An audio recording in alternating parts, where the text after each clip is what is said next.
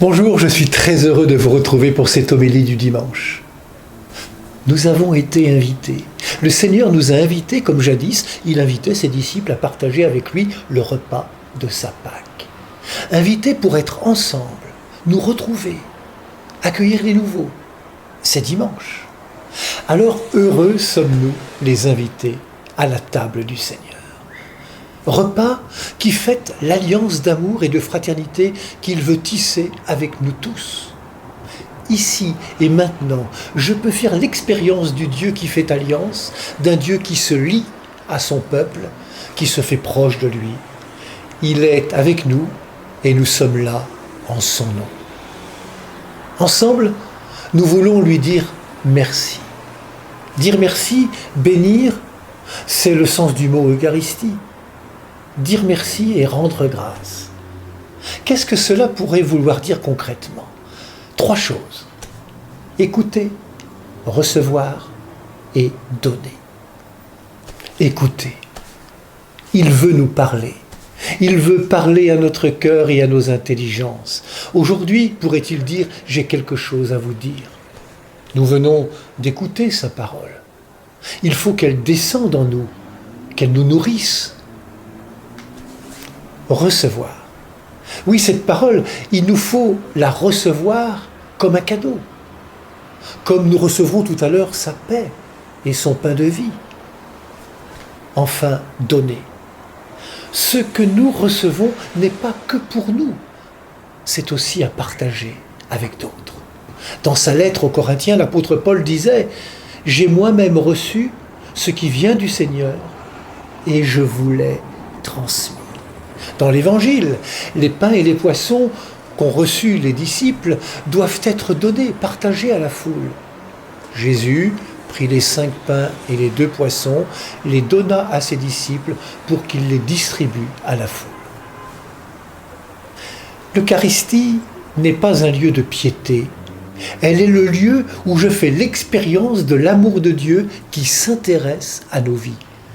Elle est le moment où ensemble nous rencontrons Jésus vivant, vivant de la vie même de Dieu. Elle est un moment privilégié où le ressuscité nous fait passer avec lui à la vie de Dieu.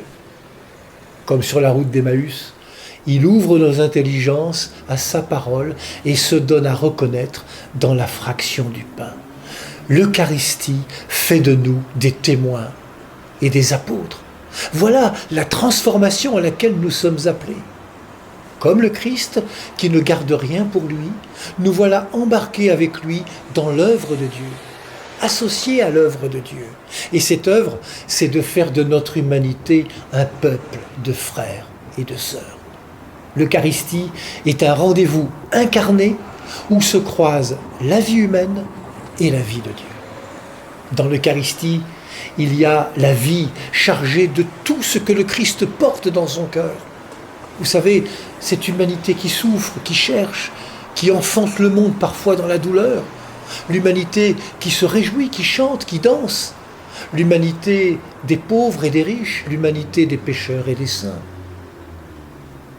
De ce qui aurait pu rester un simple repas, Dieu en fait un sacrement, celui de sa présence. Je suis avec vous tous les jours jusqu'à la fin du monde. Et puis, que peuvent bien représenter les 12 paniers qui restent dans l'Évangile ? 12 paniers comme 12 apôtres. Notre communauté rassemblée, c'est l'Église. Et l'Église n'est-elle pas fondée sur les apôtres ? Oui, nous sommes les apôtres d'aujourd'hui. C'est donc à nous que sont confiés les pains qui restent de cette Eucharistie. C'est le Christ qui nous les remet pour que nous les partagions au monde. Voilà notre mission. Donner le Christ en étant Christ soi-même. Allons dire aux foules d'aujourd'hui qu'elles sont les bienvenues dans notre communauté Église. Bon dimanche à toutes et à tous. Prenez bien soin de vous et des autres.